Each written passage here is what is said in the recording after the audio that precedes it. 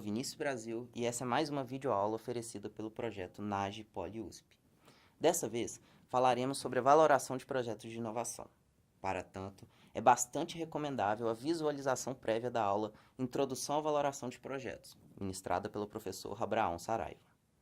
Desta vez, discutiremos por que valorar projetos de inovação, quais as diferenças da valoração dos projetos de inovação e projetos tradicionais. E, por último, falaremos especificamente sobre a abordagem de opções reais.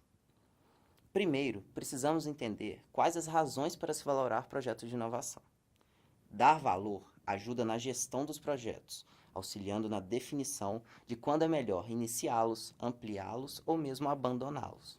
Além disso, a distribuição e alocação de recursos no portfólio de projetos também é facilitada com a definição de valores para cada um deles.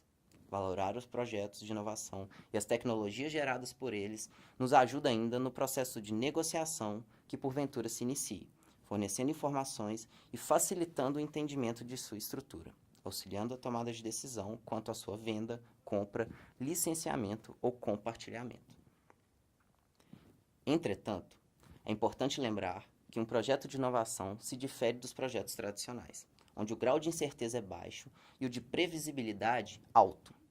O pouco acesso a informações confiáveis, a incapacidade de elaborar projeções sólidas e a dificuldade imposta pelas incertezas, sejam elas técnicas, mercadológicas ou de orçamento, são alguns dos fatores que aumentam, e muito, a complexidade da valoração de projetos inovadores. Neste vídeo, trataremos da valoração de projetos de inovação pela abordagem de opções reais. Em aulas passadas, vimos como montar e elaborar um fluxo de caixa descontado, baseado nas técnicas de VPL, tanto determinístico quanto probabilístico. Mas, e em ambientes de inovação envoltos em incertezas? Pois bem, o fluxo de caixa descontado parte do princípio da irreversibilidade, ou lógica do agora ou nunca. Isso quer dizer que esse tipo de valoração considera, já de início, que os investimentos serão todos feitos ao longo do projeto. Nesse cenário, não há espaço para flexibilidade gerencial, para alteração de rumos, para mudança de estratégias. As decisões que se fazem necessárias em ambientes incertos e dinâmicos, como os inovadores, não são consideradas pelo método de fluxo de caixa descontado. Pela lógica tradicional, o projeto segue um caminho linear, enquanto pela lógica de opções reais, o projeto segue uma lógica de árvore de decisão, refletindo de forma mais aderente o que é a realidade e a dinâmica de um projeto de inovação.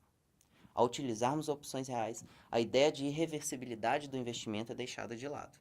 Dessa forma, o capital é parcialmente alocado em cada fase do desenvolvimento, de acordo com a ação gerencial dada pelo cenário colocado, agora com mais incertezas resolvidas em comparação ao início do projeto.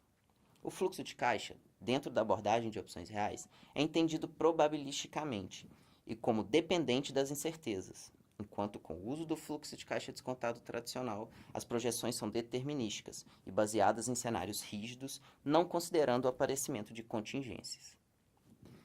Já a valoração pela abordagem de opções reais considera o valor da flexibilidade gerencial, inerente ao processo de inovação cercado de incertezas.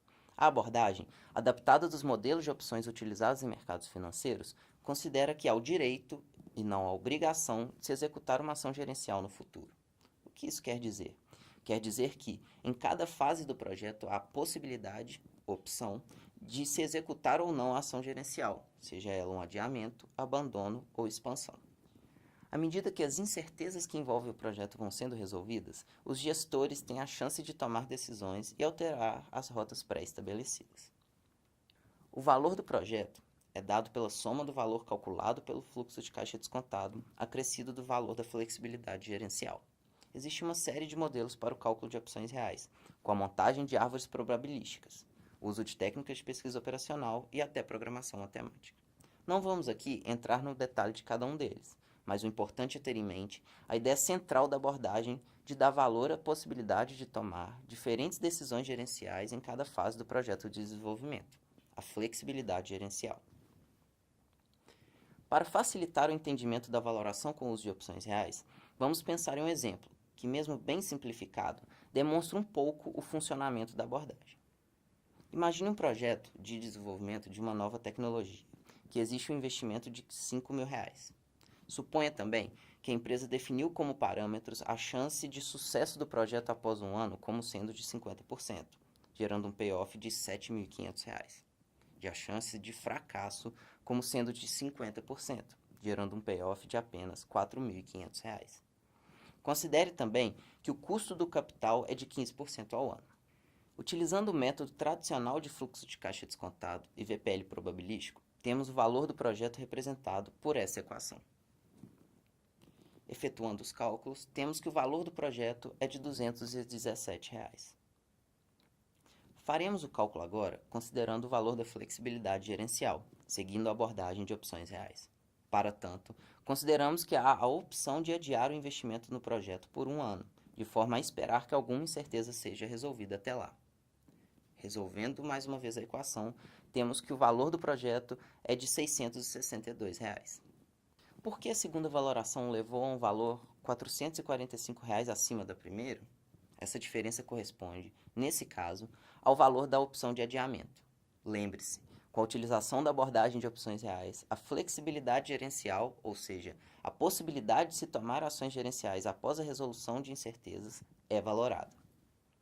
Por último, salientamos que, apesar de cada vez mais utilizada para a valoração de projetos de inovação, a abordagem de opções reais possui alguns dificultadores para o seu uso, que devem ser levados em consideração.